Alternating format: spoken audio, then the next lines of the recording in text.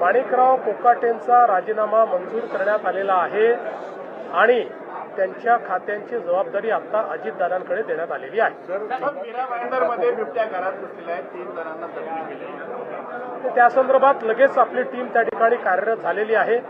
हे सगळे वाढते प्रकार अत्यंत गंभीर आहेत, म्हणूनच आपण आता रेस्क्यू सेंटर्स तयार करायला मोठ्या प्रमाणात काम सुरू केलेलं आहे।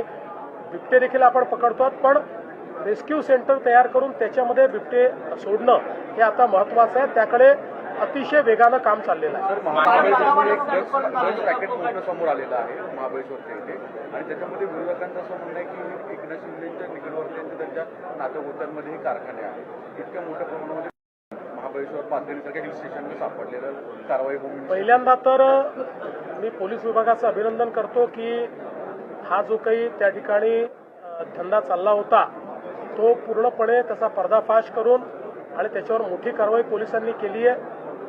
या संपूर्ण प्रकरणामध्ये जाणीवपूर्वक राजकीय दृष्ट्या कुठेतरी उपमुख्यमंत्री एकनाथराव शिंदेजींचं नाव आणण्याचा जो प्रयत्न चाललेला आहे तो चुकीचा आहे, तो निषेधार्ह आहे।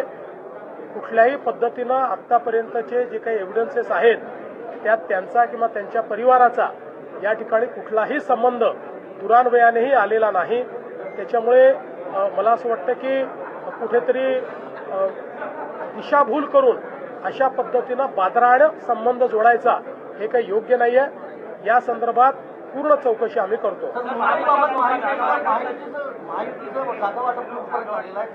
चांगल्या पद्धतीनं चाललेलं आहे। आमचे जे दोन्हीकडचे नेते आहेत हे नेते नीट महायुतीचं जागा वाटप करतायत।